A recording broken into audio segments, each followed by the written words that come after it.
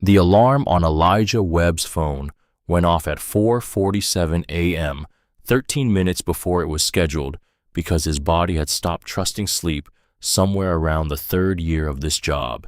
He was already at his desk by the time the sun began pressing against the curtains of his Washington apartment, already 3 emails deep into a funding dispute between the Georgia Department of Education and a consortium of rural school boards who believed the new Title I allocation formula discriminated against predominantly white districts. The irony of that particular complaint would have made him laugh on a different morning. This morning, he just flagged it for his policy director and moved on. His office at the department was 14 minutes from the apartment by car 22 on foot when the weather allowed. He walked.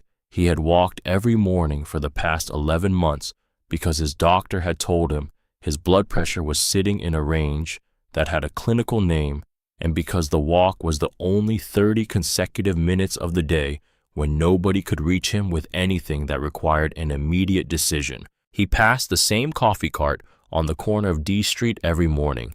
The man who ran it was named Terrence, and Terrence had stopped asking how Elijah was doing about 6 months, in which Elijah appreciated more than he could have explained. Some mornings, the silence of a person who expected nothing from you was the most generous thing available. By 7:15, he was at his desk on the 4th floor of the Lyndon Baines Johnson building, and by 7:30, his assistant Paulette had delivered the day's briefing packet along with a coffee that was already slightly too cold, which was how it always arrived, which was something Elijah had accepted as a permanent feature of his existence at the department. The briefing packet was 41 pages. He read 27 of them before his first call began at 8 o'clock sharp.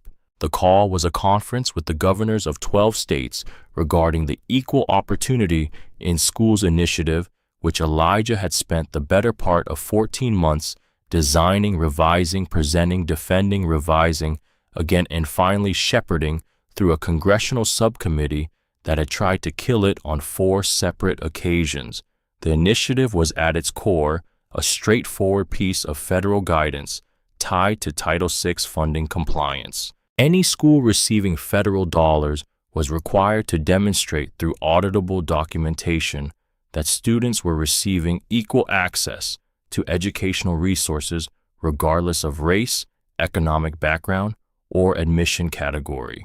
The language was precise. The enforcement mechanisms were real. Elijah had made sure of both because he had spent enough years watching beautifully written policy dissolve into nothing the moment it encountered the indifference of local administrators who knew that nobody was actually watching. Governor Harlan Marsh of Tennessee spent 11 minutes on the call arguing that the initiative represented federal overreach into decisions that properly belong to states. Governor Sandra Whitfield of Alabama raised concerns about the reporting burden on smaller districts. Governor Paul Kettner of Ohio, who had supported the initiative from the beginning, said nothing for the first 20 minutes and then made a single point so cleanly that Marsh went quiet for nearly a minute afterward. Elijah moderated, redirected, conceded 2 minor points of implementation. Language held firm on everything that mattered, and by 9:45 had the commitments he needed from 8 of the 12 governors. The other 4 would come around once the legal opinions from their own attorneys made clear they had no viable alternative. He was closing out the call when Paulette knocked twice on the open door and held up a small piece of paper with 2 words written on it, Amani's birthday. Elijah looked at the paper. Then he looked at the date in the corner of his computer screen. Then he looked at the paper again. He had known in the abstract way that a person knows things they have not allowed themselves to fully feel that his daughter's birthday was coming. It had been on his calendar. It was still on his calendar, flagged in blue, the color Paulette used for personal items, as distinct from the red of federal obligations and the green of congressional appearances. He had seen the blue flag 3 days ago. He had thought, I'll call her tonight. He had not called her that night because there had been a budget amendment crisis that consumed the evening, and he had thought, I'll call her tomorrow. Tomorrow had also not worked out. Imani Renee Webb had turned 12 years old at some point during the morning, while her father was on a conference call with 12 state governors about equal opportunity in schools. The governors were still talking.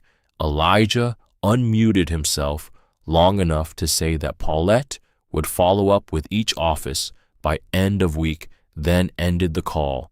He turned to the credenza behind his desk, where a framed photograph sat between a stack of policy briefs and a small clay pot Imani had made in an art class when she was 8 and given him for Father's Day, with the solemn instruction that he was not allowed to put anything in it because it was just for looking at. The photograph was from September, her first day at Hargrove Academy.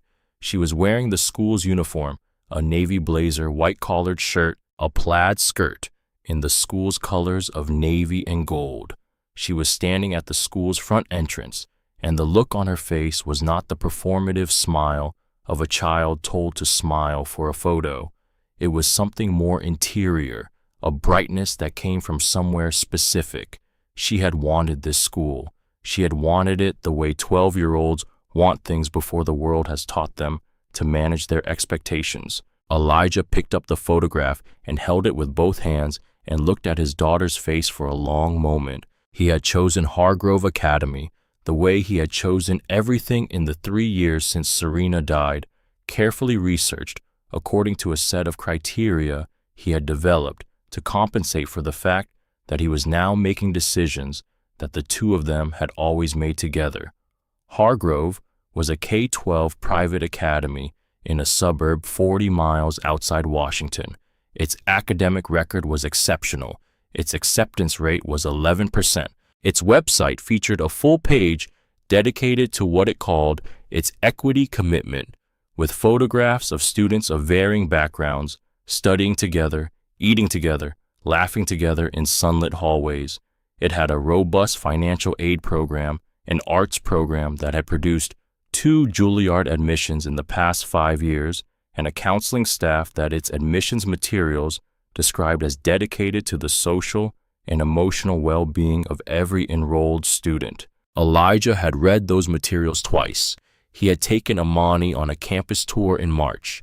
He had spoken with 2 other parents whose children attended, both of whom were Black, both of whom had spoken positively about the school's culture. He had written a check for $45,000 and signed the enrollment papers in April, feeling something that in the privacy of his own interior life he could only call relief. The relief of a man who had done the work, made the right choice, secured a good future for his child. He put the photograph down. On his desk beside the cold coffee and the remaining 14 pages of the briefing packet, his phone showed 6 unread text messages from Imani. He opened them. They were dated across the past 3 weeks after school check-ins, a photo of a paper she'd gotten back with an A- and a teacher's note in the margin that said, "Excellent analysis," a short message from last Thursday that read, "School's good, Dad. Don't worry, focus on your work," and this morning's message sent at 7:52. "Happy birthday to me, Lowell. Miss you. Love you." He read that last message 3 times. "Happy birthday to me, LOL." She had texted herself a birthday wish. She had done it with the particular lightness of a child who has learned to take up as little emotional space as possible around a parent who is busy, which was to say, she had done it with the particular lightness that should have alarmed him months ago. "Miss you." He thought about the last time he had seen her in person. Not a video call, not a rushed phone conversation at 9:30 on a Tuesday, but actually seen her sat across a table, eaten a meal, been present in the specific way that presence requires you to put your phone face down and look at the person in front of you. He went back through his calendar. Scroll, scroll. A Saturday in February, nearly 7 weeks ago, he had driven out to Hargrove for a school event, a winter concert, and they had eaten dinner afterward at a restaurant near the school. Imani had ordered the salmon and eaten about half of it. She had talked about a history project she was working on. He had talked about a congressional hearing he was preparing for. They had hugged in the parking lot, and he had driven back to Washington, and she had gone back to the school's boarding wing where she had lived since September, because the commute from Washington was impractical, and because Hargrove had a well-regarded residential program that he had also researched carefully. 7 weeks ago, he called Paulette into the office. She appeared in the doorway with her notepad already open, which was the posture of a woman who had correctly anticipated that whatever came next would require action. "Cancel the 11 o'clock, Elijah said, and the 1:30. Move whatever can move and hold whatever can't." Paulette's pen did not move. "The 1:30 is the briefing with the Senate Education Committee staff. They've rescheduled twice. Hold that one and cancel everything else. I'll be back by 4. "Where?" She stopped herself because whatever showed on his face in that moment resolved the question. He left without his briefcase. He took the stairs instead of the elevator, which was not a thing he typically did, and walked the 14 minutes back to his apartment to get his car. He changed out of his suit jacket and into a gray quarter zip that had been hanging on the back of his bedroom door since the last time he'd worn it, which he couldn't remember. He found his car keys in the dish by the front door. He sat in the car for a moment before starting it. Serena had been a 4th grade teacher at a Title I elementary school in Southeast Washington. She had taught the same grade for 9 years, which was long enough that she had started receiving the younger siblings of her original students. She believed in public education with a conviction that was not ideological, but personal, rooted in the specific accumulated evidence of what happened to children when the adults around them showed up consistently. She had opinions about Elijah's work that she delivered without softening, because she thought softening policy feedback was its own form of disrespect. She had told him 3 weeks before the diagnosis that changed everything, that the problem with people who worked in education policy was that they spent all their time thinking about systems and forgot to think about the individual child inside the system. He started the car. The drive from Washington to Hargrove Academy took 40 minutes on a clear day. He spent the first 20 on the hands-free call he had been avoiding for 2 days, a conversation with his deputy secretary, Adayeze Okafor, regarding a compliance audit in 3 Texas districts that had taken on political dimensions neither of them had anticipated. Adayeze had the kind of intelligence that identified the exact load-bearing wall of a problem on first inspection, and listening to her work through it was useful, even when the conclusions were difficult. He held the Texas issue in the back of his mind, said the things that needed to be said, then ended the call somewhere past the Beltway and rolled down the window. The air outside Washington had a different quality in April, looser, carrying something green and wet that the city air had pressed out of itself.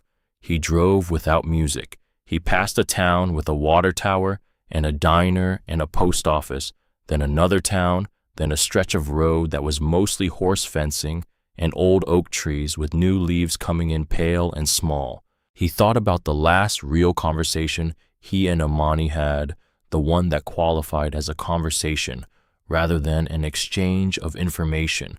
It had been on a Sunday phone call in March, and she had been telling him about a book she was reading for English class, something about a girl who runs away from home and ends up in New York City. He had asked her if the girl was trying to escape something or trying to find something, because he was genuinely curious, because the distinction mattered, and also because it was the kind of question Serena would have asked. Amani had been quiet for a moment, considering it, and then said, "Both, I think. Maybe those aren't that different." He had felt something open in his chest when she said it.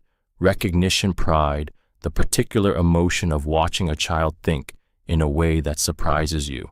Then his other phone had rung, and he had said, "Hold on," and it had been the overnight duty officer with something that couldn't wait. And by the time he got back to Amani, she had said, "It's okay, Dad. I know you're busy," and they had wrapped up quickly, and he had told himself he would call back the next day with time to continue the conversation.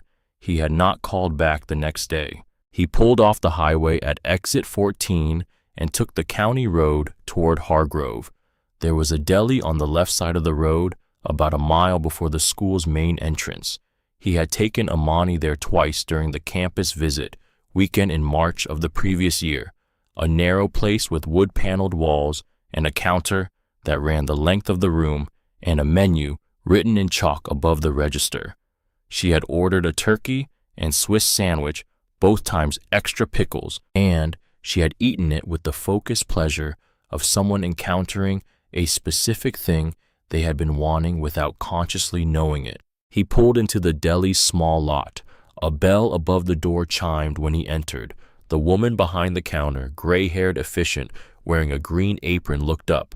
Something shifted in her expression, the slight recalibration of a person who has recognized a face from somewhere but can't immediately place the context.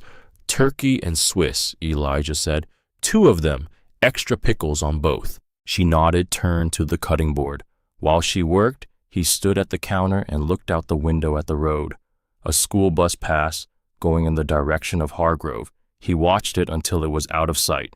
"Haven't seen you in a while," the woman said, not turning around. "Work," he said. She wrapped the sandwiches in white paper, put them in a brown bag, folded the top twice. When she handed it across the counter, her expression had settled into something that was not quite sympathy and not quite judgment, the look of someone who has watched enough people pass through a place to have developed opinions they keep to themselves. He paid in cash and left. The visitor parking at Hargrove Academy was a small lot off the main entrance, separated from the faculty lot by a low hedge that had been trimmed into perfect geometric precision. The school's main building was a converted 19th century estate that had been added to over the decades until it had become a sprawling compound of connected structures in varying architectural styles, unified by the same limestone facing and the same heavy oak doors. The front lawn was immaculate. The fountain in the circular drive was running. A stone wall ran the perimeter of the property, high enough to establish the boundary clearly. Elijah signed in at the front desk. He gave his name as Elijah Webb, Amani's father. The receptionist, a young woman with a headset around her neck, handed him a yellow sticker badge with "Visitor" printed in black block letters and told him in a practiced tone that lunch service would be concluding in about 20 minutes and he'd find the cafeteria through the main hall, first left, past the library. He walked. The main hallway of Hargrove's original building was wide and high-ceilinged with dark wood paneling and marble floors that had been worn smooth in the center from decades of foot traffic. On both walls, in matching dark frames, hung photographs of alumni going back to the school's founding in 1923. Row after row of formal portraits, class photographs, athletic teams, debate squads. He walked slowly, not out of sentiment, but out of the kind of professional attention that had become reflexive after years of reading documents designed to present one reality while concealing another. What he noticed walking the length of that hallway in the photographs from 1923 through approximately 1987, every face was white. In photographs from 1988 onward, there were occasional exceptions. In the most recent decade, there were somewhat more 3, 4, sometimes 5 students of color in photographs of classes of 30 or more. And then, at the very end of the hallway, before it turned left toward the library, hung a single large photograph in a slightly newer frame with a different border style, a group photograph of approximately 25 students. Every one of them was black or mixed race. The small brass plate below it read, "Diversity Cohort 2019, not the class of 2019, the diversity cohort." The photograph was hung at the end of the hallway, after the turn where the natural foot traffic of the main corridor did not reach. You would not see it unless you walked past it deliberately. Elijah stood in front of it for a moment. Then he turned left and walked toward the cafeteria. He heard the cafeteria before he reached it, the layered sound of 400 young people in a large room, the particular acoustic texture of trays and chairs and voices in an enclosed space. Through the small window set into the door, he could see movement, like the general appearance of a normal school lunch period. He pushed open the door. What he saw in the first 3 seconds rearranged something structural in his understanding of the past 7 months. Beverly Stanton, 58 years old, gray hair pinned back heels striking the tile floor with the rhythm of authority practiced so long it had become unconscious, had her hand around Imani's upper arm and was pulling her away from a table in the center section of the cafeteria. Not leading, pulling. The way you move an object from one place to another when you have decided the object does not warrant consideration. Imani stumbled. Her lunch tray caught the edge of the table and went sideways, and the sound it made when it hit the floor was not loud, but it was sharp enough that the nearest tables went quiet. Milk spread across the tile. A roll landed near the leg of a chair. Someone at the next table laughed a single bright note that carried the specific quality of laughter that knows it is permitted. Beverly Stanton's voice did not lower. It did not modulate.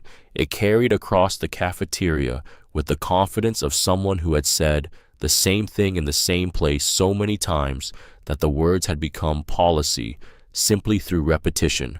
Imani Webb, what did I tell you about sitting here? These tables are for real families, not charity cases like you. The brown bag with 2 turkey and Swiss sandwiches, extra pickles fell from Elijah's hand. It hit the floor with a soft sound that nobody else in the cafeteria heard because the room's attention had moved to the spectacle near the center tables, to Imani, kneeling now to pick up the pieces of her lunch from the floor, her shoulders drawn inward, her head down in the particular posture of a child who has learned that making herself smaller is a form of self-protection. Elijah's first movement was forward. He was already 2 steps into the room before something stopped him. Not hesitation, not fear, but a calculation that arrived with the cold clarity of someone who has spent years understanding how institutions protect themselves. If he walked across that cafeteria right now and confronted Beverly Stanton in front of 400 students and a dozen staff members, what would happen? She would apologize. Norris would be summoned. There would be a meeting with carefully chosen language about a misunderstanding about school policy being imperfectly applied, about taking the concern seriously. Imani would be returned to a situation that was now slightly more dangerous because the people running it would know that her father knew, and they would be more careful, and more careful meant harder to prove. The next parent who walked into this cafeteria without a name that carried weight would find nothing changed and no record of anything having been addressed. He had spent 14 months designing a federal initiative to stop precisely what was happening 10 feet in front of him. He understood at a level of professional expertise that most people in the country did not have what systematic discrimination looked like when it was functioning exactly as designed. It looked normal. It looked like school policy. It looked like a woman with 30 years of institutional authority moving a child to a different seat. And it continued because the people who witnessed it had been taught that this was how things worked. 2 steps back, behind a support column wide enough, the angle correct. His phone was in his jacket pocket. He had it in his hand and had tapped the record icon before he had consciously decided to do so. His thumb steadied. 28 minutes. What those 28 minutes revealed unfolded in layers, the way damage always reveals itself. First, the surface, then the structure beneath it, then the foundation. The surface was Beverly Stanton. She moved through the cafeteria with the authority of someone who had been running this space for long enough that her preferences had been codified into rules, her rules into culture, her culture into something that felt to everyone inside it like simply how things were. The center section, Zone A, as the laminated table markers identified, it was furnished with padded chairs and round tables that seated 6 comfortably. The windows on the south wall let in the afternoon light. A water dispenser with cups stood accessible against the wall. Students came and went from it, freely refilling as needed, pausing to talk. Zone B occupied the northeast corner of the room. 8 rectangular tables with bench seating bolted to the floor. The overhead fluorescent fixture above 3 of those tables buzzed in a way that suggested a ballast on its way out. The northeast corner was adjacent to the kitchen service entrance, and every time the door swung open, it let out a pressurized exhale of cooking heat and the residual smell of the industrial dishwasher. Amani's seat was at the end of the bench, nearest the kitchen door. Elijah counted. Zone A, 41 students. Of those, 40 appeared to be white. 1 was Asian. Zone B, 9 students. 7 were black. 2 were white. Both of them he noticed wearing the red lanyards that identified them as scholarship recipients under a different program than the equity admission track. The line was not purely racial, but it was not random either. It had been drawn with care.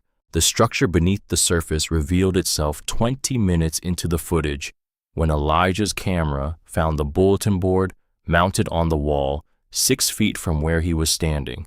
Among the cafeteria reminders and the school calendar and a laminated sheet about allergy protocols, there was a single-page document in the school's letterhead font. It was titled Hargrove Academy Cafeteria Seating Policy, Spring Semester. He zoomed in slowly, steadying the frame. The document had 3 numbered points. The third point read, Zone A seating is reserved for legacy family members and annual fund contributors at the $10,000 level or above. Students admitted under the Equity Admission Initiative are assigned to Zone B seating. Zone assignments are not subject to student preference. Below the 3 points, the signature of Principal Garrett Norris. Beverly Stanton had not invented this. She was enforcing it. Elijah held the camera on the document for 4 full seconds, long enough for the text to be legible on playback. Then he moved the camera back to the room. Beverly was standing in the center of Zone A, now hands clasped, surveying the space. A student from Zone B, Darnell Price, 13 years old, his name visible on the ID badge clipped to his blazer, raised his hand. Beverly looked at him the way a person looks at something they have already processed and filed. Mrs. Stanton, may I please get some water? I have track practice after school. Zone B students had their refill window. It was 7 minutes ago. Sit down. I said sit down, Darnell. He sat. His hand went to the table in front of him, and he pressed his palm flat against the surface in a gesture that was too controlled for his age, the gesture of someone who has learned to redirect physical frustration somewhere it won't be seen. 34 seconds later, a student from Zone A walked to the dispenser, filled his cup, refilled it, carried both cups back to his table without breaking his conversation with the person next to him. Beverly was speaking with a parent volunteer near the faculty table. She did not look up. Ms. Lorraine Tully was 27 years old and had been teaching English at Hargrove for 3 years. Elijah had seen her name on the faculty page of the school's website when he first researched the place next to a headshot in which she was smiling in a way that suggested she had taken the photograph seriously. She entered the cafeteria through the east door at the 17-minute mark, carrying a canvas bag and a stack of papers she was reviewing as she walked. Heading in the direction of the faculty seating area on the west wall, her route took her past the Zone B tables. She slowed, not stopped, slowed. Her eyes moved to Amani's face, which at that moment was turned slightly away from the main room toward the kitchen door, and which showed to anyone who knew how to read it the compressed expression of a child managing more than a child should have to manage alone. Lorraine Tully's left hand came up slightly, not quite a gesture, more like the beginning of one. She turned toward the Zone B section. Beverly Stanton from 30 feet away looked up. The look lasted 2 seconds. It communicated nothing in particular. It communicated everything. Lorraine Tully's left hand came down. She adjusted the stack of papers. She continued toward the faculty tables.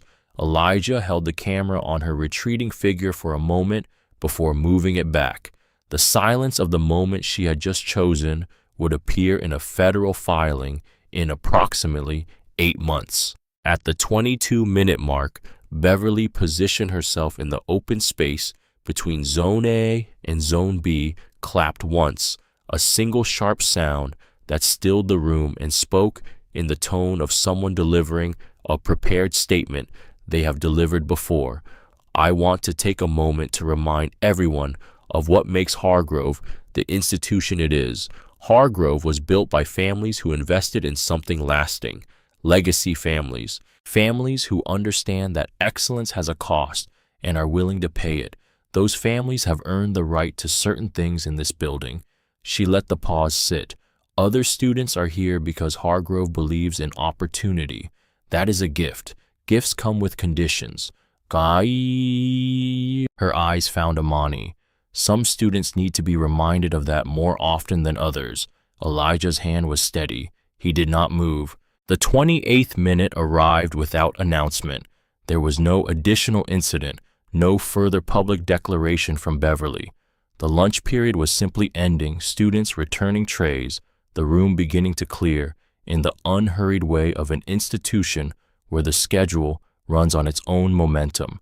Beverly moved toward the kitchen entrance to supervise the transition. Elijah stepped out from behind the column. He crossed the room in the particular way that a person crosses a space when they have made a decision they will not reverse, not fast, not slow, but with a directness that moves through the ambient noise of the room without disturbing it. He reached Amani's table and put his hand on her shoulder gently, the way he had put his hand on her shoulder 10,000 times before. She looked up. The expression on his daughter's face, in the moment she recognized him, was something he would carry for the rest of his life. It was not simple happiness to see him.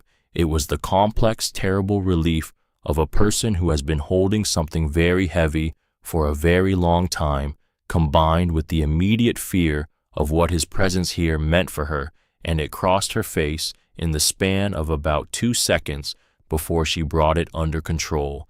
12 years old. She had learned to bring things under control. Hi, baby. The words came out quiet. I brought you lunch. Beverly Stanton appeared from his left. She had the expression of a person processing an interruption to a system that was not supposed to be interrupted. And who are you? Elijah looked at her. He took 2 full seconds to do it, to look at the face of the woman who had spent 5 months turning his daughter into someone who texted herself birthday wishes and called it fine. Beverly Stanton, 58 years old, 31 years at this school, a person so embedded in an institution that she had long ago stopped distinguishing between its rules and her own authority. I'm Amani's father. The conversation that followed was brief and clear and ended the way that conversations end when one party has decided they are managing a problem rather than engaging with a person. Garrett Norris arrived within 4 minutes, gray-haired, compact, wearing the practiced calm of an administrator who had handled difficult parents before and expected to handle this one the same way.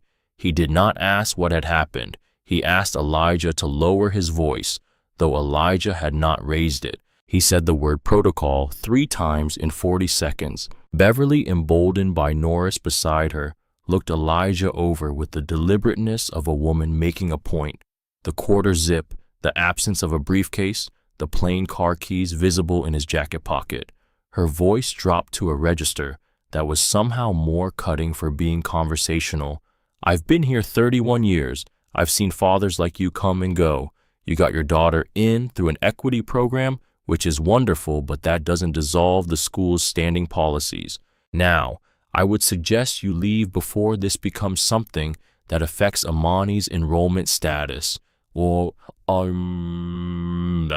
2 security guards materialized from the east corridor, not called, summoned by some signal Elijah had not caught. They positioned themselves on either side of him with the practiced geometry of people who had done this before. Imani's hand found his arm. Her grip was tight in the specific way that children grip things when they are trying to hold something in place. "Please, Dad." Her voice was barely above a whisper. "Just go. I'll be okay. I've been okay." He looked at her face when she said it. 5 months of okay. 5 months of managing this alone, of protecting him from it, of coming back here every morning and sitting in the corner and texting him that school was fine so that he could keep his schedule clear for the governors and the senators and the 14-hour days.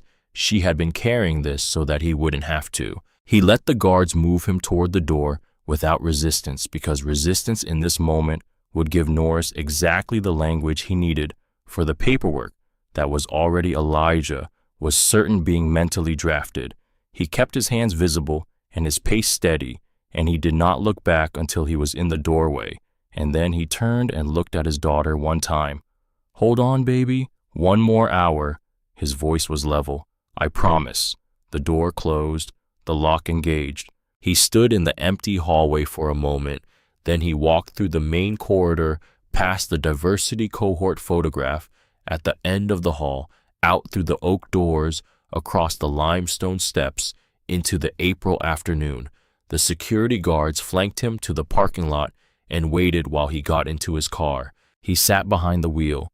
The brown bag with the 2 sandwiches was still on the passenger seat where he'd left it. He looked at it for a moment. Then he opened his phone, navigated to the footage, confirmed it was intact, 28 minutes clear, audio, stable image, every word audible. He thought about Serena. He thought about the specific things she had said 3 weeks before the diagnosis, about people who work in education policy, about systems, about the individual child inside the system. He opened his contacts. The first call went to the FBI Civil Rights Division, his identification code, his direct line authorization, the specific statutory framework, Title VI, Title IX, the Civil Rights Act of 1964. He spoke them in sequence without referring to notes because they were the architecture of his professional life. The duty officer verified his credentials in under 90 seconds and confirmed a field team could be on site within 40 minutes.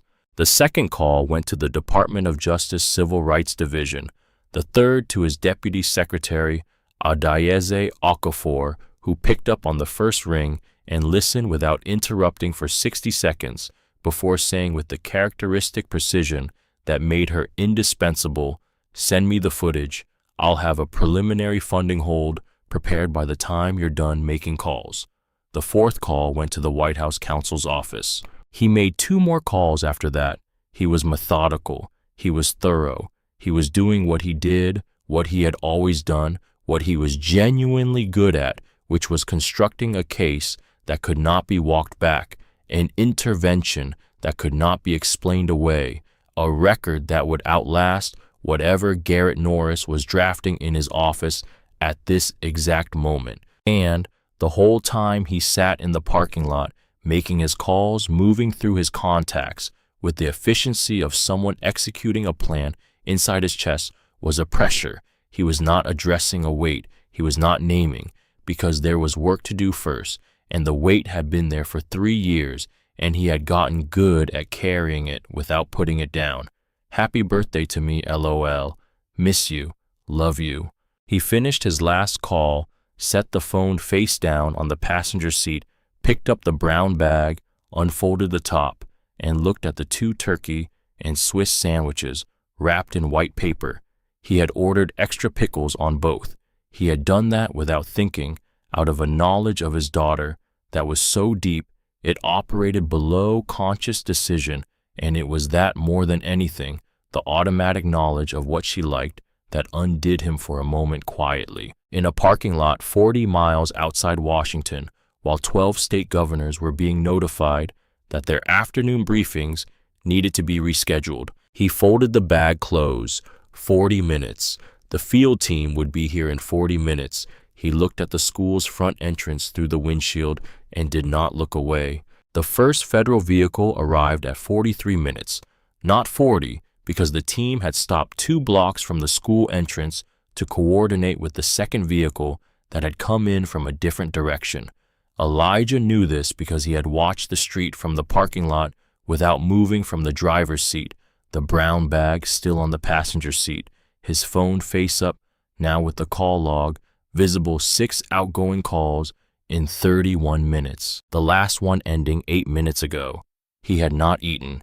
He had not looked at anything except the school's front entrance and the street beyond it, the way a person watches a door they expect to open. He had spent the waiting time doing one thing, transferring the footage. 28 minutes of video clear audio transferred to 3 separate encrypted locations: his department's secure server, the FBI's civil rights evidence intake portal, his personal encrypted cloud account that Adeyeze had set up for him 18 months ago after a politically sensitive document had been subpoenaed from a state official's personal device. The transfer confirmed on all 3 before the first SUV turned onto the school's approach road. Whatever happened next, the footage existed in places that Garrett Norris did not have the administrative reach to touch. Inside the school, he knew nothing had changed yet. The lunch period had ended. Students were moving between classes. Beverly Stanton was somewhere in the building carrying the satisfaction of a problem resolved, a disruption contained, an interloper removed. She had 31 years at Hargrove. She had the institutional confidence of someone who had outlasted every challenge to the order she maintained, because the order she maintained was not hers alone. It was documented, signed, distributed in a laminated sheet on a cafeteria bulletin board with the school's letterhead at the top. That was the detail that mattered most, not her behavior, which could be explained as the excess of an individual. The document, the signature, the deliberate construction of a 2-tier system that had been reduced to policy language and approved at the administrative level. Elijah had read enough compliance reports to know the difference between an institution with a bad employee and an institution with a bad policy. One of them was a personnel matter. The other was a federal violation.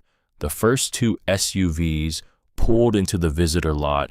He got out of the car. The lead agent was a woman named Carol Bridges, compact, mid-40s, with the specific quality of stillness that comes from years of entering rooms where the temperature is already elevated. She had read his preliminary brief during the drive. She shook his hand once firmly. "Secretary Webb, we have 12 agents. 2 DOJ observers are 5 minutes behind us. How do you want to move?" "Quietly for the next 4 minutes. I need to be inside before they know anything is happening." Bridges nodded. "We'll hold the perimeter. You go in through the front. When you're positioned, send the signal and we move." He walked back across the parking lot toward the school's front entrance, still in the quarter zip, still wearing the yellow visitor badge that the receptionist had given him 90 minutes ago. He pushed through the oak doors. The receptionist at the front desk looked up with the expression of someone who had logged his departure and was recalibrating his return. "Mr. Webb, did you forget something?" "I need to speak with Principal Norris." His voice carried the register he used in rooms where people needed to understand quickly that a conversation had moved past the stage where its outcome was negotiable. "His office, please." She reached for her phone. He was already moving down the hallway. He found Norris's office at the end of the administrative corridor, past the assistant principal's suite, past the wall of framed commendations from the State Board of Education. The door was slightly open. Through the gap he could see Norris behind his desk jacket, off reading something on his computer screen, with the relaxed attention of a man whose afternoon had resolved itself satisfactorily. Beverly Stanton was in the chair across from him. Holding a document, Elijah could see the school letterhead from the doorway. She was reading it with the focused expression of someone reviewing their own work. He pushed the door open. Norris looked up. The recalibration happened in stages: first, the recognition, then the confusion at the context, then the irritation of a man whose private space has been entered without invitation. "Mr. Webb, I thought security had—" "They did. Elijah stepped into the office, pulled the door closed behind him. "Sit down, Garrett." The use of the first name shifted the air in the room. Beverly looked up from the document. Norris started to rise, then didn't, caught between the instinct to assert authority over his own office and something in Elijah's posture that made the calculation uncertain. Elijah's phone buzzed once in his pocket. The signal he'd set Bridges confirming perimeter was established. He did not check the phone. He reached into the interior pocket of his quarter zip and removed his federal credentials, not the photo ID that accompanied the standard department identification. The full credential case leathered the seal of the United States Department of Education, embossed on the cover his name beneath the title in the specific font that appeared on documents that moved through congressional offices. He placed it open on Norris's desk. Beverly Stanton looked at the credential case. She looked at Elijah. She looked at the credential case again. United States Department of Education, Office of the Secretary, Elijah Webb. The document she had been holding, Elijah could read it fully now from where he stood. Enrollment Review Notice, subject line, Amani, Webb grounds listed as parental misconduct and creation of hostile campus environment moved slightly in her hands as the grip on it changed. The school receives $12 million annually in federal Title I and Equity Initiative funding, Elijah said. His voice had the flatness of someone reading from a record rather than making an argument. That funding is contingent on compliance with Title VI of the Civil Rights Act of 1964, which prohibits discrimination on the basis of race in any program receiving federal financial assistance. In the past 91 minutes, I documented the systematic segregation of students by race in this cafeteria, the differential application of resource access policies, the public humiliation of a minor on the basis of her admission category, the physical handling of a student in a manner that meets the threshold for documented misconduct, the fraudulent classification of federal equity funding recipients. I'll come back to that, and the use of school administrative authority to remove a parent who raised a compliance concern. He paused. I recorded all of it. Yimwa. Norris made a sound, not a word, something below the threshold of language, the sound of a man whose internal architecture has encountered a load it was not designed to carry. Beverly's face had gone through several things in the past 40 seconds. The first was blankness, the short circuit of a person whose operating assumptions have been invalidated too quickly to process. The second was something that reached for its usual register, the practice authority of someone who managed problems in this building daily, only to find that register no longer connected to anything.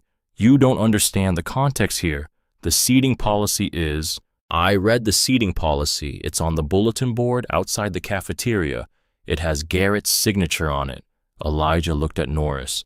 That document becomes Exhibit A. The sound of vehicles outside multiple doors, feet on the walkway, the particular quality of organized movement that an institution recognizes before it can name it. Norris moved to the window.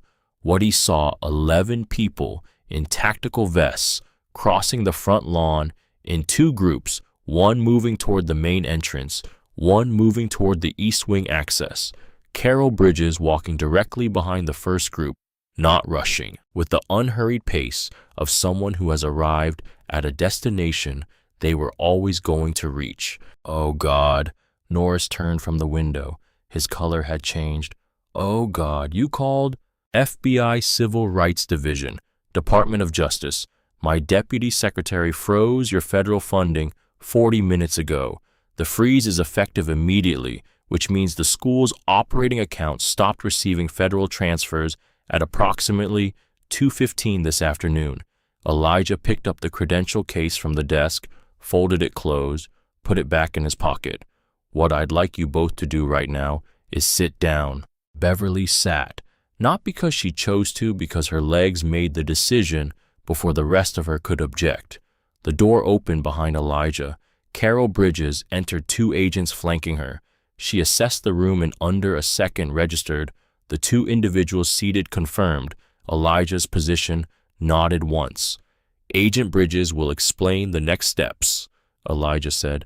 I need to be in the gymnasium in 4 minutes. He left the office.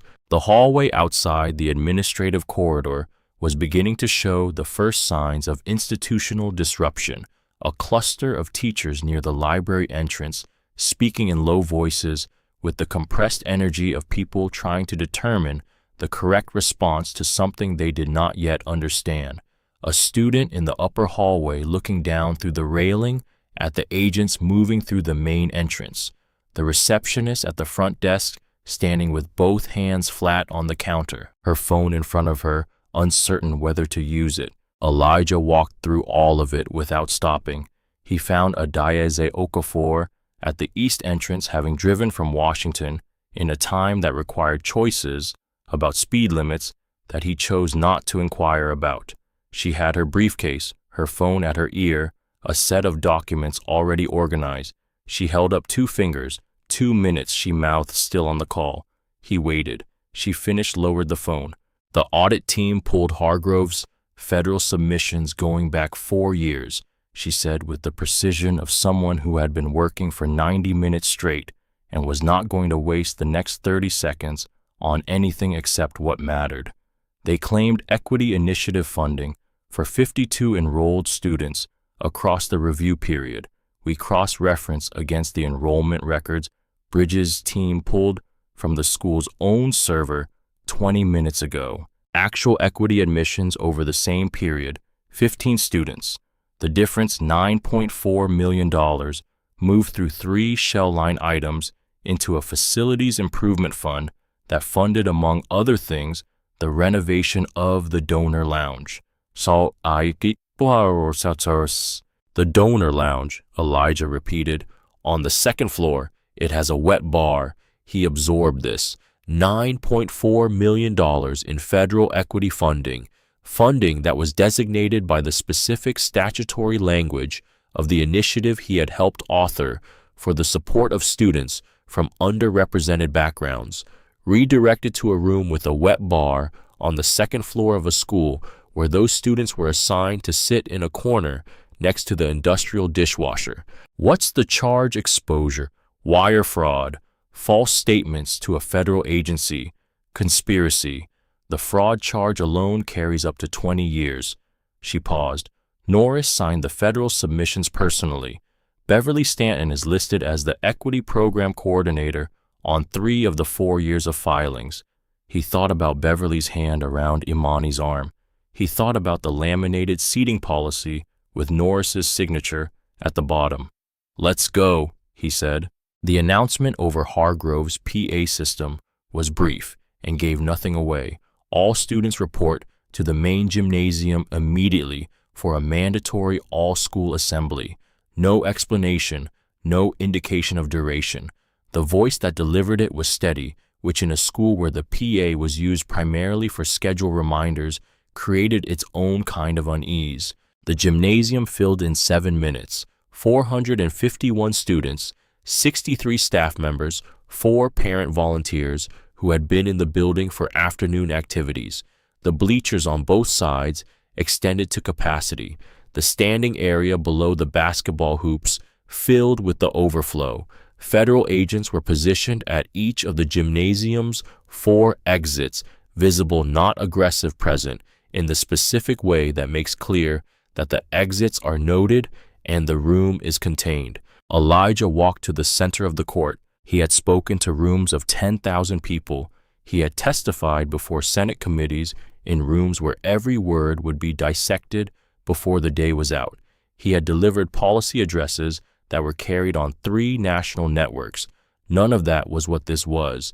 This was a school gymnasium in a suburb 40 miles from Washington, and his daughter was somewhere in the bleachers, and the people in this room had spent 5 months treating her as a category rather than a person. And some of them had thought it was wrong, and some of them had thought it was normal, and some of them had actively participated, and most of them had done what people always do when a system operates in plain sight.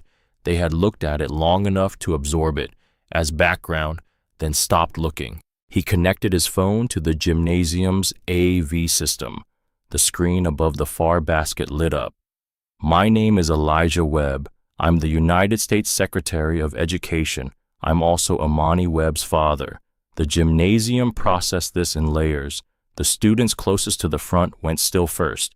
The information moved backward through the bleachers like something physical, and the quality of the silence that followed was different from the silence of confusion. It had weight in it. I came to this school today to bring my daughter lunch. I walked in through the front entrance, wearing a visitor badge the same as any other parent. What I saw during the 28 minutes before I was removed from the premises is on this screen. He pressed play. The footage ran without narration. Beverly's hand on Amani's arm, the tray going sideways, the sound it made, the laughter from the adjacent tables, Beverly's voice level unhurried, carrying clearly through the cafeteria's ambient sound. These tables are for real families, not charity cases like you. The geographic anatomy of the room. Zone A's light zone A's padding zone. A's accessible water. Zone B's flickering fluorescent.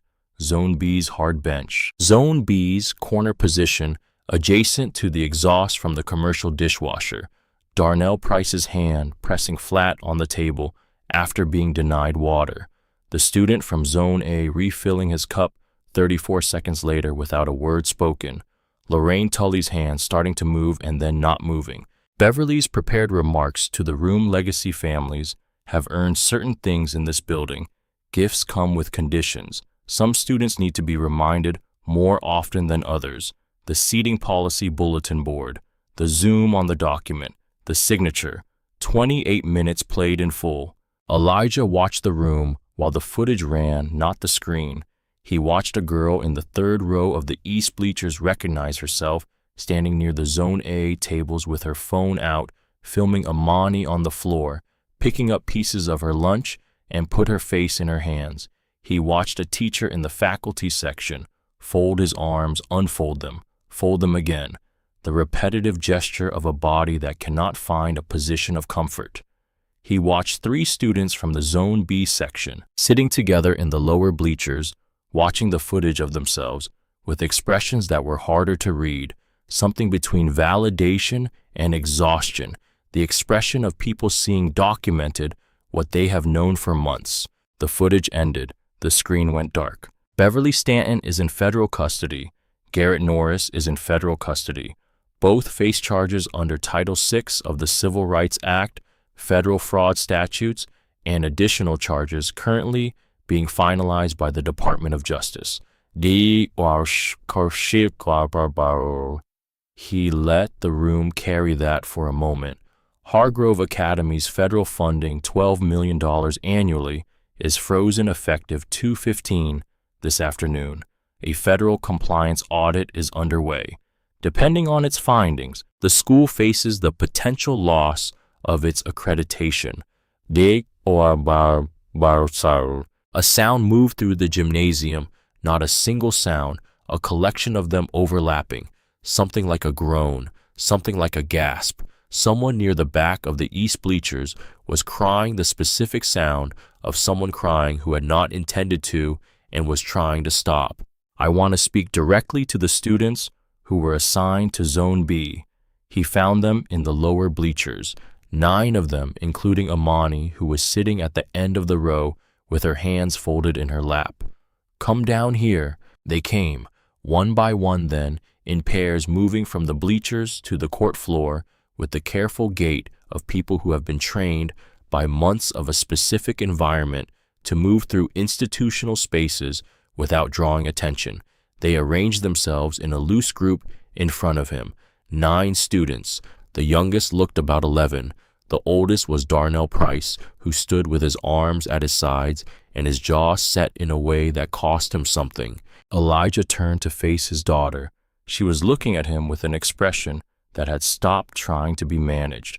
12 years old. He had 14 months of federal initiative design in his professional file, 41 pages of daily briefing that he read at 7 in the morning, conference calls with governors, Senate testimony budget battles, that consumed entire weeks of his life, all of it aimed in some form at the exact problem he had failed to see happening to the exact child who trusted him most. He went down on one knee. The court floor was hard under his knee, and he did not notice. "Baby, I'm sorry."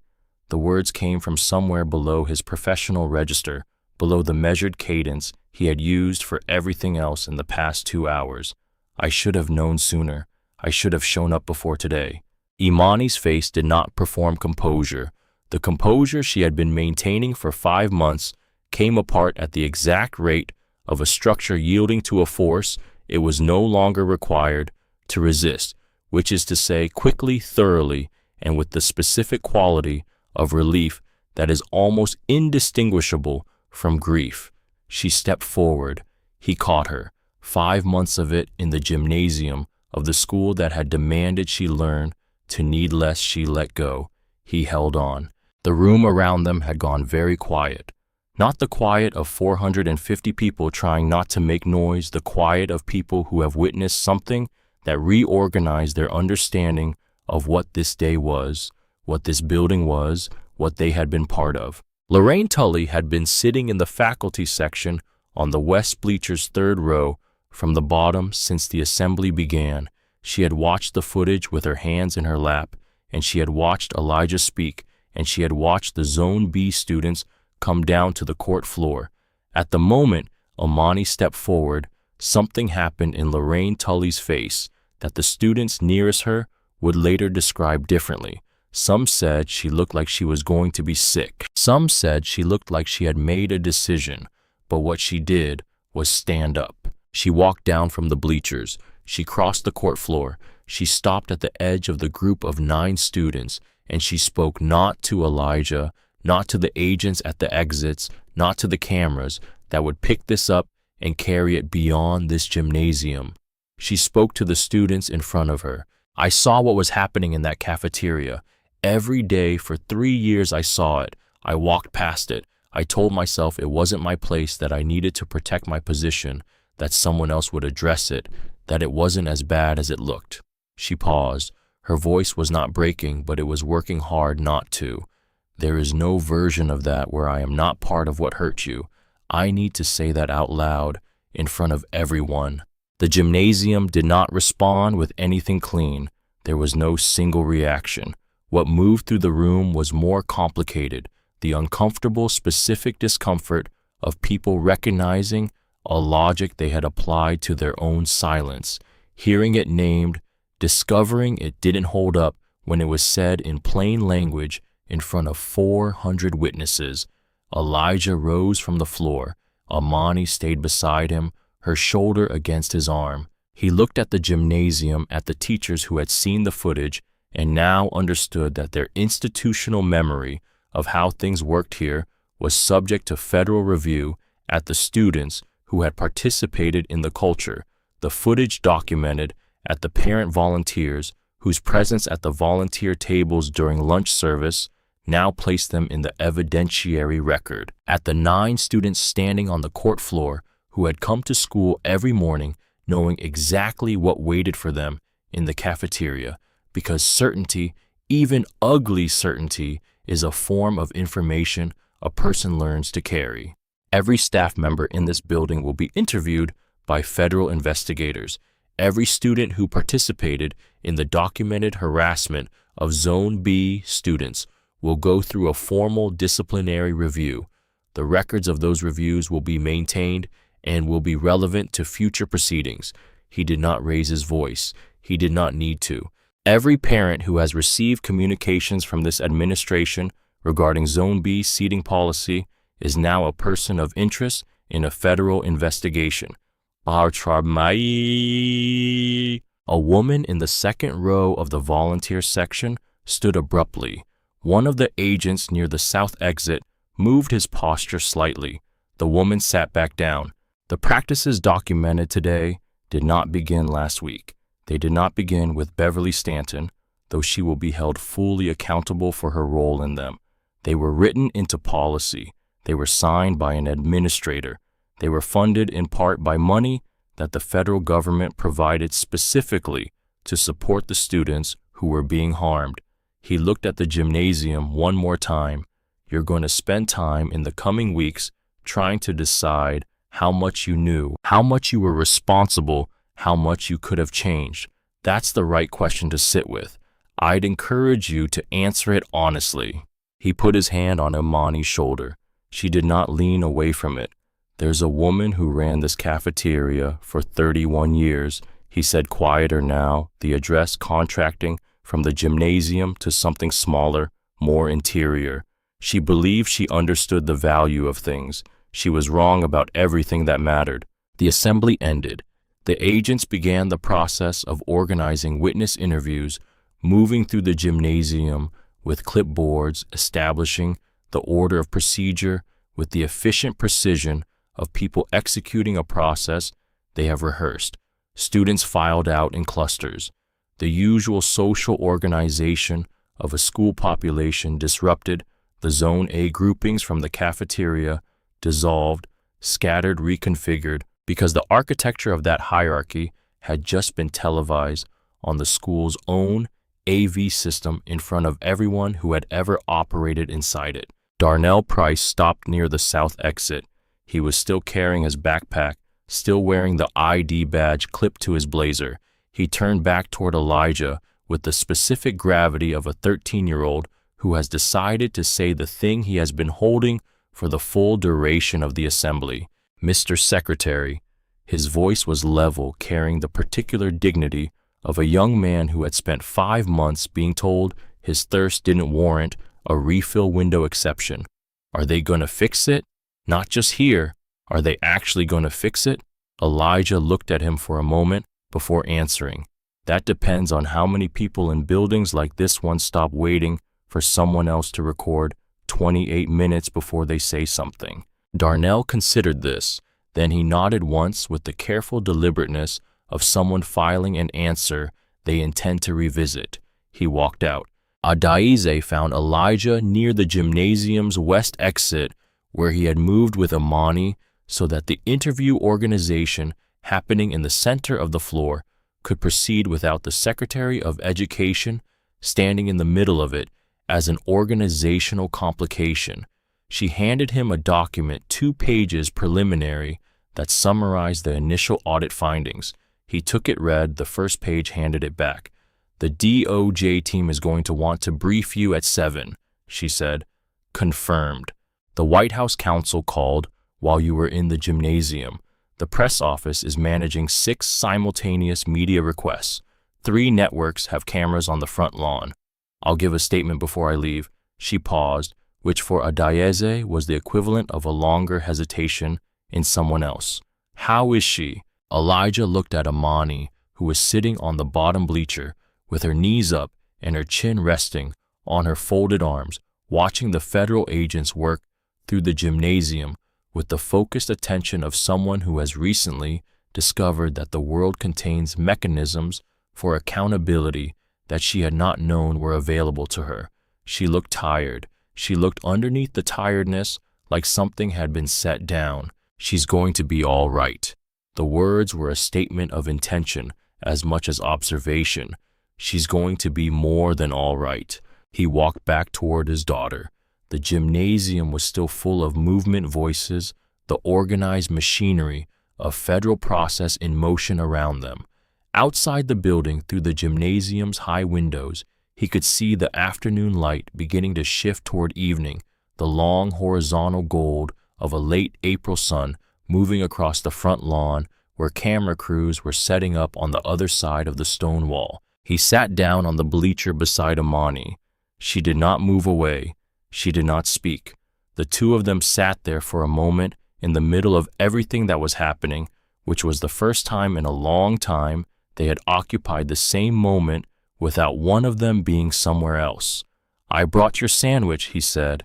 It's still in the car, turkey and Swiss. Imani was quiet for a moment. Extra pickles, extra pickles. She leaned her head against his arm. Outside, through the high windows, the cameras were rolling. Inside the gymnasium, the federal process was proceeding according to its own timeline and requirements. Somewhere in the administrative corridor, in rooms that no longer belonged to the people who had run them. This morning, the paperwork of the old order was being inventoried and cataloged and prepared for its new purpose as evidence. The 31 years that had built this cafeteria were going to take longer than an afternoon to fully dismantle. Elijah knew this. He had spent his professional life understanding how slowly institutional change moved, how many forces resisted it, how many structures had to be addressed before a single child could sit at a table in the center of a room without it being an act of resistance. He knew the work ahead was specific, difficult, expensive in the ways that mattered most. But right now, his daughter was leaning against his arm, and the sandwich with extra pickles was in the car, and the footage existed in 3 encrypted locations, and Beverly Stanton was in a room somewhere in this building with her hands in her lap, and the full weight of 31 years of signed policy pressing down on her from all directions at once. He put his arm around Imani's shoulder. She did not say everything was fine. She did not tell him not to worry. She just sat there, 12 years old, in the gymnasium of the school where she had learned to need less, and for the first time in 5 months, she did not have to make herself smaller than she was. The statement Elijah gave on Hargrove's front lawn lasted 4 minutes. He had written nothing beforehand. He stood at the Stonewall's entrance, where the cameras had assembled, the April light going flat behind him, the school's oak doors visible over his shoulder, and he spoke the way he spoke when the material was so fully understood that language came without scaffolding. He covered the documented violations, the funding freeze, the federal charges being prepared, the compliance audit that would determine the school's accreditation status. He said that the footage would be made available to the public through the department's press office by 9 o'clock that evening. He took no questions. He walked back to his car, collected the brown bag from the passenger seat, brought it inside to Imani, and they ate their sandwiches on the bottom bleacher of the gymnasium while federal agents worked the room around them. She ate the whole thing. Extra pickles, every one. The DOJ briefing at 7 happened by secure call. Elijah, in a borrowed office on Hargrove's second floor Adayeze, beside him with the preliminary audit documents spread across a conference table that still had a Hargrove Academy nameplate on it. The lead prosecutor assigned to the case was D.A. Rochelle Vance, 48 years old, 18 years in federal civil rights prosecution. The kind of voice on the phone that made you understand within the first 90 seconds that you were not the most prepared person in the conversation. She had reviewed the footage, the seating policy document, the preliminary audit findings, the physical description of the Zone A and Zone B sections, and the statement from Agent Bridges regarding the forcible removal of a federal official from the premises. The assault charge on the removal is clean, Vance said. The agents are documented witnesses. The footage captures the physical contact. Your credentials were not presented at the time, which actually strengthens it. They removed a citizen who raised a civil rights concern using physical force. A pause. The fraud exposure is significant. The submissions Norris signed personally represent 4 consecutive years of materially false statements to a federal agency. That's not a paperwork error. That's a pattern. What's the timeline to charges? Formal charges within 72 hours on the civil rights violations. Fraud charges follow the audit, which my team estimates at 3 to 4 weeks for the core findings. We'll move fast on both. Another pause briefer.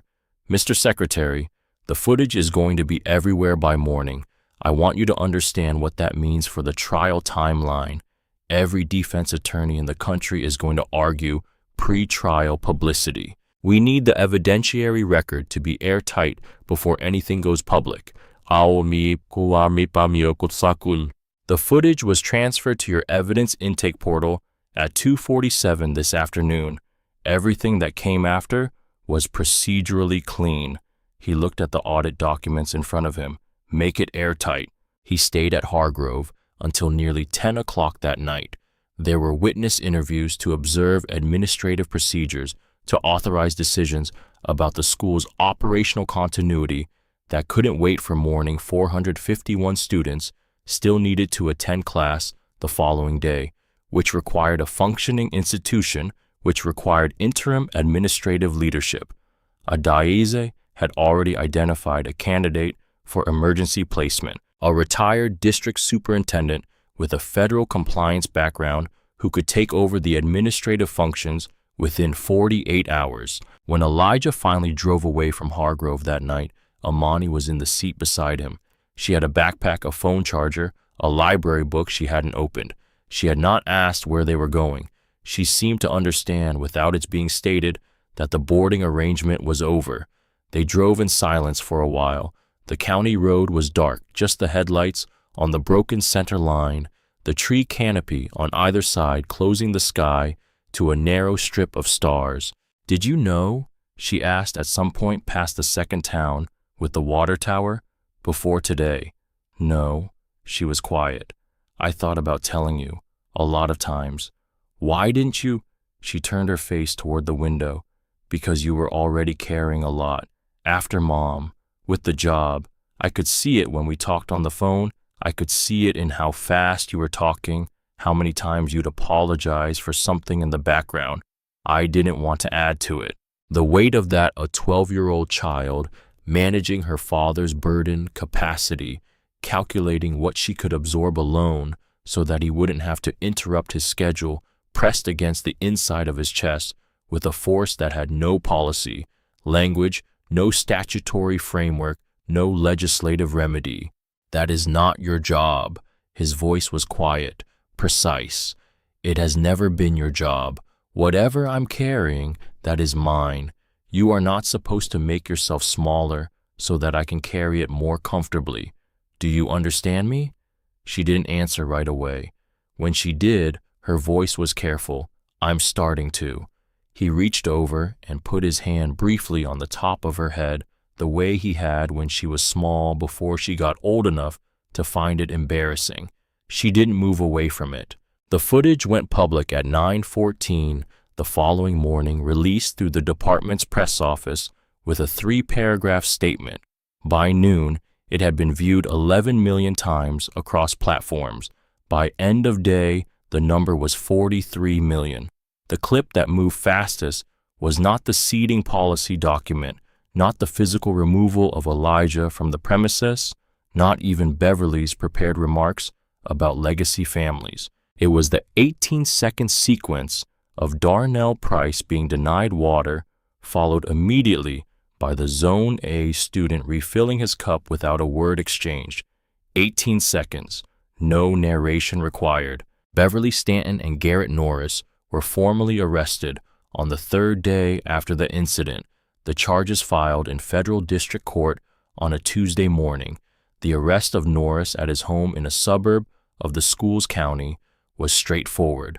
Beverly Stanton's arrest happened at the school where she had returned against the advice that had apparently been offered to her by someone with better judgment, apparently to collect personal items from her office. She was escorted out through the main entrance in handcuffs in front of 3 camera crews that had been maintaining a loose vigil on the school since the footage went public in the specific April morning light that has a quality of exposure to it, and the images were clean, documentary, irreversible. Kendall Stanton Beverly's granddaughter was 16 years old and had posted 2 clips of Amani in Zone B to her social media accounts in the weeks prior to the incident.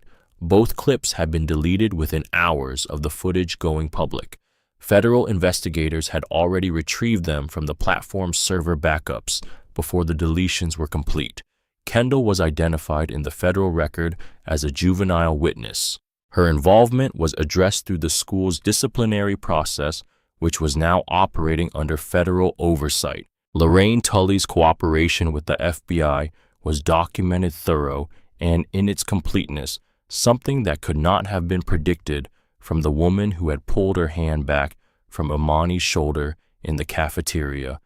Over 6 weeks of voluntary interviews, she provided a contemporaneous account of 3 years of observed practice at Hargrove incidents she had witnessed, decisions she had made, the specific mechanisms by which the institution had communicated to its staff that the Zone B arrangement was not to be challenged. She had kept a personal journal, not with any intention of legal relevance, but out of the habit of a person who processes experience through writing, and those entries proved to have dates, names, a specificity of detail that the prosecution's case absorbed and made structural. She was not prosecuted. The decision not to prosecute was based on the legal distinction between passive observation of an ongoing violation and active participation in it. Whether that distinction resolved anything for Lorraine Tully personally was a question the federal record did not address, because the federal record was not equipped for the particular grief of a person who has done the wrong thing for reasons that made sense at the time. The civil case filed by 17 families was consolidated with the federal criminal charges for evidentiary purposes. DA Rochelle Vance had been right about the pretrial publicity complicating the timeline.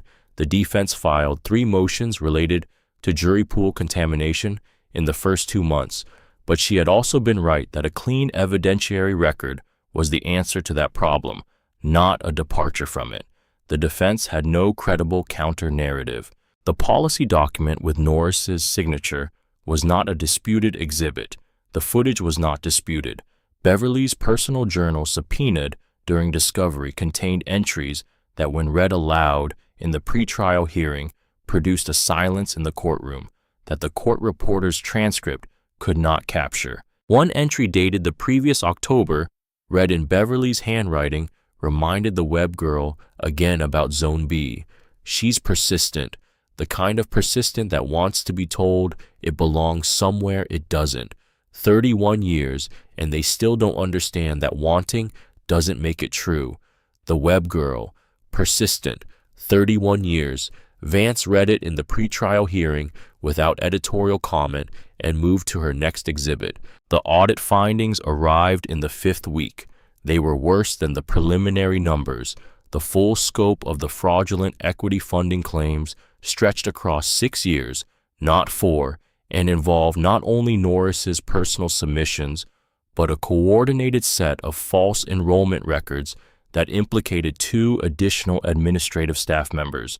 The total fraudulent claim across 6 years, $14.2 million. The total amount actually spent on services for equity admission students during that period, $340,000. The remainder had moved through the facilities fund, the administrator compensation structure, the donor hospitality budget, which was how the wet bar on the 2nd floor had been purchased, renovated, stocked, and maintained on federal money designated for children like Imani Webb. The audit also flagged something that Adayize had suspected but not confirmed. In the initial review, Hargrove Academy was one of 9 schools in the Prestige Learning Group, a private education consortium operating in 4 states. All 9 schools received federal funding. All 9 had submitted equity funding claims. When the audit team applied the same cross-referencing methodology to the other 8 schools' records, they found similar patterns in 6 of them, claims that significantly exceeded actual equity enrollment funds that moved into administrative and facilities accounts, internal seating or scheduling arrangements that, while not identical to Hargrove's documented Zone B system, bore the structural hallmarks of the same institutional logic. Vance expanded the indictment. The Prestige Learning Group's executive director, a man named Gerald Whitfield, who had been board chair of 2 private education associations and had a named lecture hall at a Pennsylvania business school, was added to the federal charges in week 7. Beverly Stanton had not invented the system. She had not even designed the implementation at Hargrove. She had received the framework from an institutional structure that operated across 4 states, collected the federal dollars it was defrauding, and relied on the reliable tendency of each individual school to believe that its particular version of the practice was local, unremarkable, and invisible. What made Hargrove visible was a father who had shown up with sandwiches. The trial itself began in the third month. Federal courthouse, the kind of building designed to communicate the weight of the process, it houses marble, height light through institutional windows. Vance sat at the prosecution table with a case file she had been building for 11 weeks, with the focused attention of someone who understood that the purpose of this particular proceeding extended beyond its defendants. Not because she was theatrical about it, she wasn't, but because she had done this work long enough to know that a clean, documented, thoroughly prosecuted civil rights case was a different kind of instrument than a conviction alone. It became the evidentiary standard that the next case referred to.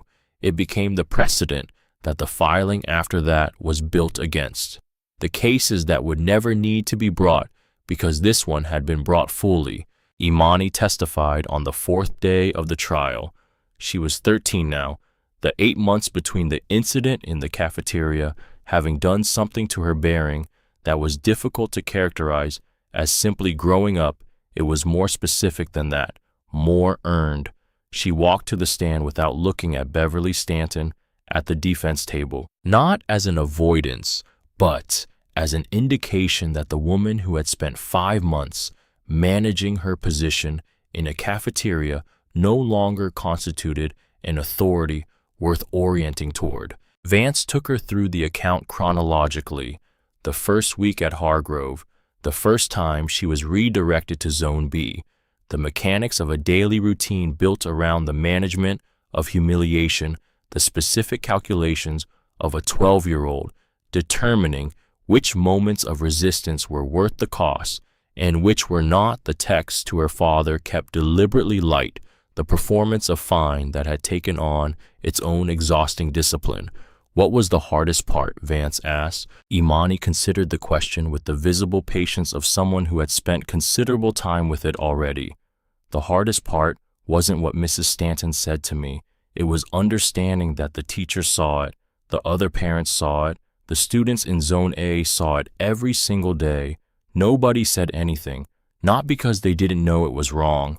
She paused. Because they'd decided the cost of saying something was higher than the cost of what was happening to us. And we weren't the ones making that calculation, they were. We just lived with the result. The jury was 11 people. They watched Imani deliver this without notes, without coaching visible in her delivery, without the performed distress that defense attorneys look for as an indicator of preparation. She was simply accurate. The jury foreman, a retired postal worker from the western part of the district, would later tell a reporter off the record in the parking lot 10 minutes after the verdict that what he kept thinking about during Imani's testimony was the word we, not I, we. She had named herself as part of a group of children who had lived with a result they had not been consulted about. That plurality, that matter-of-fact documentation of shared experience, it had stayed with him through the deliberations. Deliberations took 9 hours across 2 days. The verdict was unanimous on all counts. Judge Winifred Sable had been on the federal bench for 14 years. She had a reputation for sentencing statements that were brief, precise, and carried enough moral weight to be quoted in subsequent proceedings.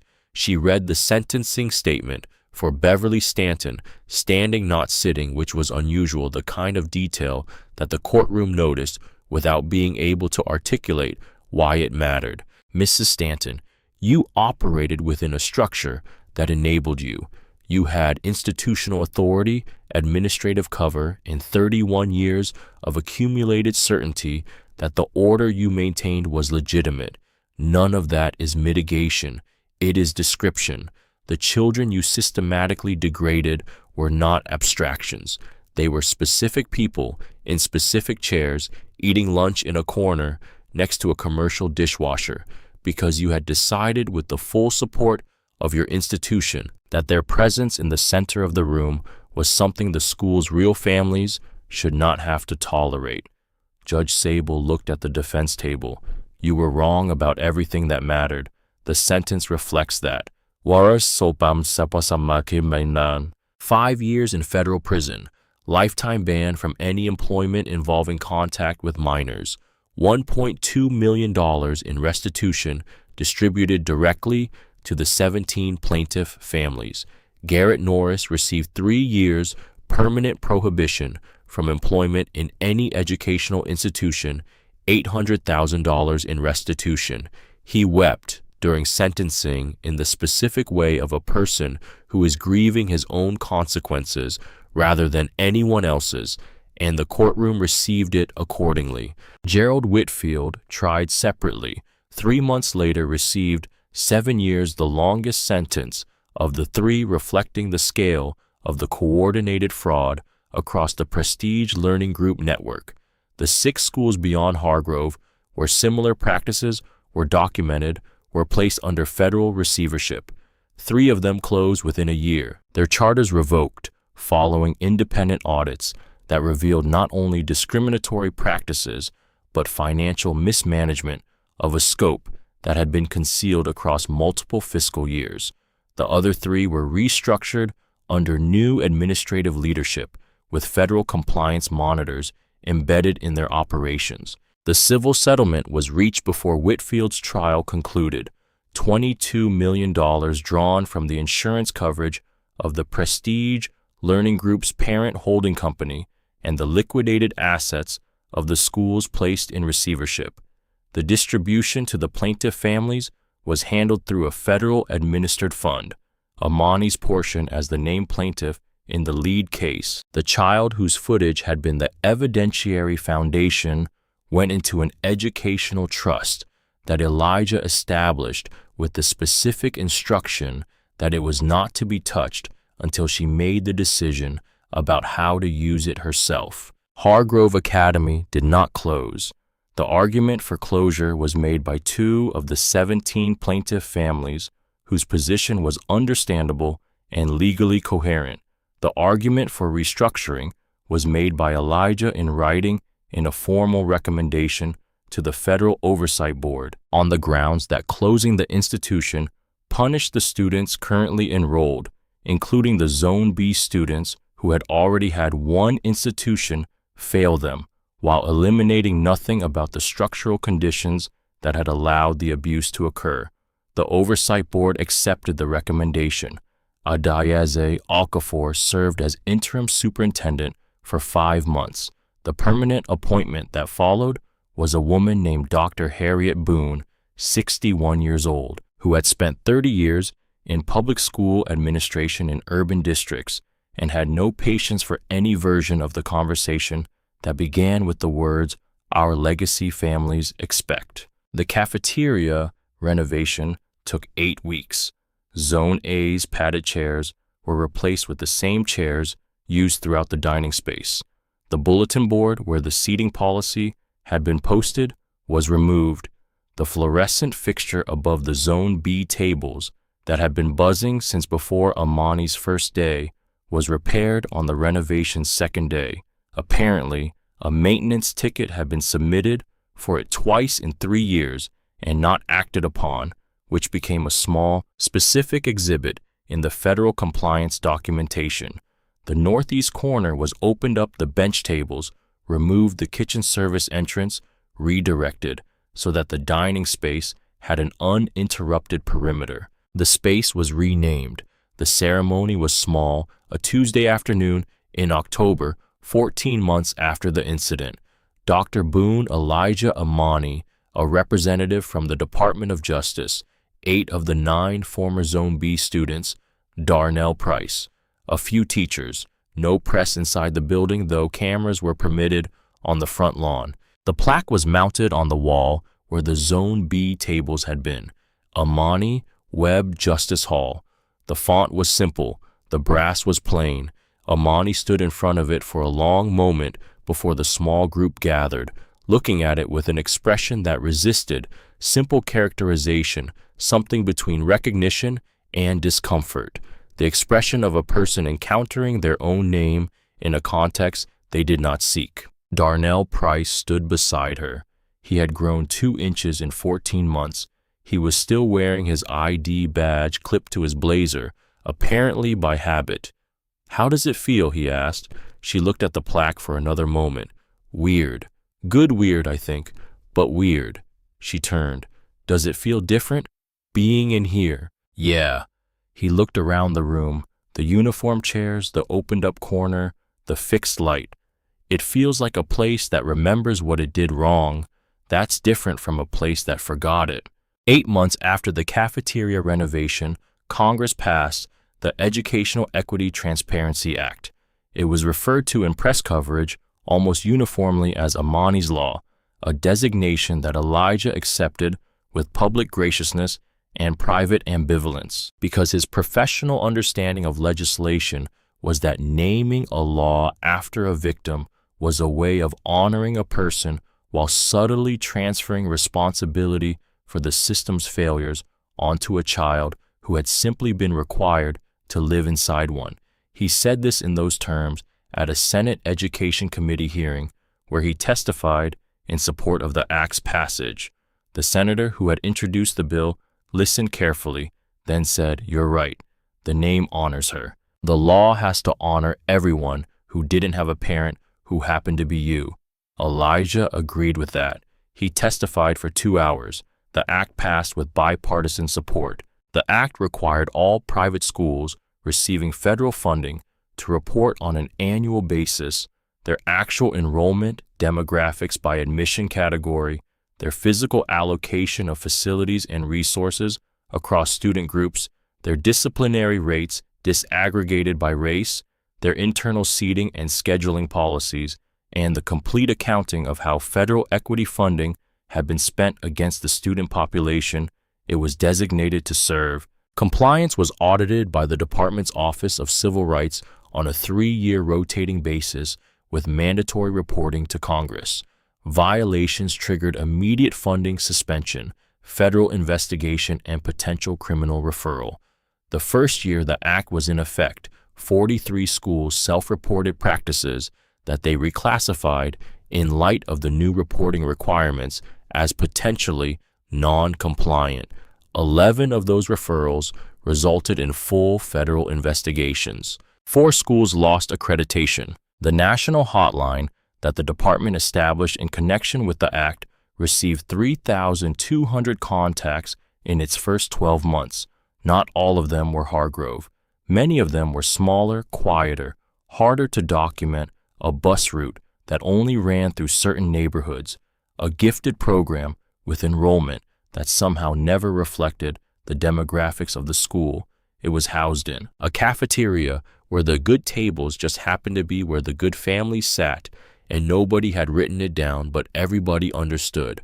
The hotline fielded all of them. Some led to investigations, some led to conversations that led to policies that changed without anyone being charged. Some led to nothing because documentation was insufficient or jurisdiction was unclear or the complaint was withdrawn. The hotline existed, 3,200 contacts in the first year, each one of them a child or a parent who had decided that the cost of saying something was worth paying. Elijah kept the yellow visitor badge. He did not display it or frame it. It sat in the top left drawer of his desk at the department under a notepad next to a pushpin he had never gotten around to using. Paulette had seen it in the drawer once while she was looking for a stapler and had not mentioned it. Occasionally on mornings when the briefing packet was 41 pages and the first call was with governors who wanted to relitigate implementation language, he opened the drawer for something and saw the yellow badge and let it sit there for a moment before closing the drawer. 6 years after the cafeteria incident, Hargrove Academy's June graduation ceremony was held in the school's outdoor amphitheater, built the previous year on what had been the east parking lot, funded by a capital campaign that Dr. Boone had run with the characteristic pragmatism of someone who understood that the best way to honor institutional transformation was to give it a physical form that students would use. The amphitheater seated 800. It was full. Imani Webb was 18 years old. She was the class valedictorian, which was not a surprise to anyone who had watched her move through Hargrove's academic program in the years following the restructuring. She had a full scholarship to Harvard. She had deferred it by 1 year, which she had told Elijah she was doing because she wanted time to work with the department's Office of Civil Rights on the first year Amani's Law Compliance Review, which he had facilitated with the professional understanding that his daughter's instincts about how to use her particular position were probably better than his own. She stood at the podium in the amphitheater in the outdoor June light that was different from the controlled fluorescence of the cafeteria where things had broken open 6 years earlier, and she looked at the audience, 800 people, parents, teachers, the surviving members of the Zone B group who had come back for this Dr. Boone in the front row of the faculty section, Darnell Price 2 rows up in the alumni section, already in college, already studying civil rights law, with the focused intention of someone who had made a specific decision, and she did not perform composure because she had learned over 6 years that composure was different from honesty, and she was interested in honesty. 6 years ago, I sat in a corner of the school's cafeteria and told myself that being okay was enough. I told my father the same thing in texts every day for 5 months because I thought carrying it quietly was the same as being strong. She paused. I was wrong about that. Silence isn't strength. It's just a way of making your pain more convenient for the people who caused it. Elijah was in the front row of the family section, which was where the school had seated him. He was wearing a suit, not the quarter zip, a suit because Amani had texted him the night before and said, "Please wear something that doesn't make you look like you're on your way to get sandwiches." He had found this funny in the specific way that only works when the original context has been sufficiently transformed by time. My father came here 6 years ago to bring me lunch, Amani continued, turkey and Swiss, extra pickles. He didn't come with a federal investigation. He came with a brown bag and a yellow visitor badge and a feeling he couldn't name that told him something was wrong. She looked at Elijah directly, which she had told him she was going to do, so he was prepared for it, though preparation did not appear to be helping his composure much in the moment. He stood behind a column for 28 minutes, not because he was afraid, because he understood something that took me longer to learn. A single day of anger doesn't change anything, but 28 minutes of evidence can change everything. Hey! The amphitheater was quiet in the particular way of a large outdoor space when its ambient noise has been displaced by attention. Hargrove is different now. That's real. I sit in the school's cafeteria and I feel the difference, not as a symbol, as a fact. The Zone B tables are gone. The seating policy is gone. The people who designed it and enforced it are gone. What replaced them isn't perfect, but it's accountable. It can be examined. It can be corrected. She looked out at the full amphitheater. That's the difference between an institution that changed because it was caught and an institution that changed because the people inside it decided that accountability was something they wanted to live inside of. Hargrove is still figuring out which one it is. So is every school on that hotline list. So are we. She looked at her notes once briefly, then set them aside. Somewhere right now there is a child in a corner of a cafeteria learning to make themselves smaller, learning to text their parents that everything is fine, learning that the cost of existing in the wrong place is something they are expected to absorb quietly, without complaint, for the convenience of a system that has decided, in writing or without it, that they belong somewhere less than where they are. She stopped.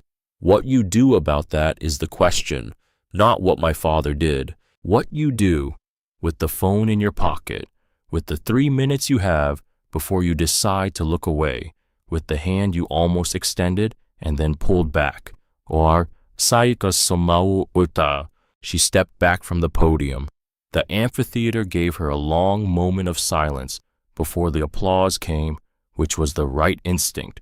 Some things need a breath before they can be responded to properly. Elijah stood. He was not the first one standing, which was also right. Afterward, in the courtyard outside the amphitheater, where the reception was held, he found Amani in a cluster of her classmates and waited at the edge until the cluster shifted naturally and gave him access. She looked at him. He looked at her. They had had the important conversation the previous night, the one about the year of deferred enrollment, about what came after Harvard, about what she was thinking of doing with the position she had been placed in by circumstances she had not chosen. That conversation had gone on for 2 hours and had not resolved into conclusions so much as into the specific kind of open-endedness that characterizes a relationship that has stopped managing itself around the other person's schedule. "How was it?" he asked. She tilted her head slightly, the evaluative gesture she had inherited from her mother, and deployed when a question was not quite precise enough. "Which part?" "All of it." She thought about it. Not for long, she had already been thinking about it for 6 years. It feels like something that happened to us, and also like something we did, both at the same time. He considered this. The we was not accidental. It was the same we that Darnell Price had heard in her testimony 3 years earlier, the word that carried everyone who had sat in Zone B, everyone the hotline had received in its first year, everyone whose version of a corner table had not yet been documented or named. "That sounds right," he said. She reached over and took a small piece of his tie and adjusted it, which was something she had started doing in the past year, apparently having developed opinions about his appearance that she felt entitled to act on directly. He let her. The reception continued around them. Dr. Boone was talking to 3 parents near the entrance to the cafeteria, Amani Webb Justice Hall, visible through the glass doors behind them, its tables uniform, its lights steady, its northeast corner open and lit. Darnell Price was across the courtyard with 2 people his own age laughing at something, carrying himself with the ease of a person who has decided that the space he occupies is his to be in. The June light was full now, no longer the exposure quality of the morning, but the settled warmth of midday falling on the courtyard without distinction, reaching every corner. Elijah put his hand on his daughter's shoulder briefly. She did not move away from it. Some things, having been broken in a particular way, do not return to what they were. They become something different, not better in the sense of repaired, but more honest in the sense of known. Hargrove Academy knew what it had done. The families of 17 plaintiffs knew what had been done to their children. The students who had stood in Zone A and looked at Zone B every day for years knew what they had normalized. Lorraine Tully knew what she had decided not to do once in a cafeteria, when a hand had started to move and then stopped. All of that knowledge was permanent, specific, attached to real names in a federal record that would remain accessible for as long as federal records are kept. What Elijah Webb knew, standing in a June courtyard with his daughter, was simpler than any of it. He had almost not come. He had almost let the meeting run. He had almost let Paulette rebook the governors for later in the week, sent a text instead of driving 40 miles, trusted the brochure and the $45,000 and the photograph of his daughter's face on the day she had been full of hope about a place she hadn't yet learned to survive. He had come. That was the whole of it. He had shown up without credentials, visible without a plan, with 2 sandwiches in a brown bag, extra pickles and a feeling he couldn't name, and that had been, as it turned out, exactly sufficient. The question the footage had put to 3,000 people on a hotline to 43 schools in a first-year report to every parent who watched 18 seconds of a boy being denied water and then watched another boy fill his cup without consequence. The question was not whether the system was broken. Everyone already knew it was broken. The question was simpler than that. It was, what are you carrying in the bag you brought today, and is it enough to make you stay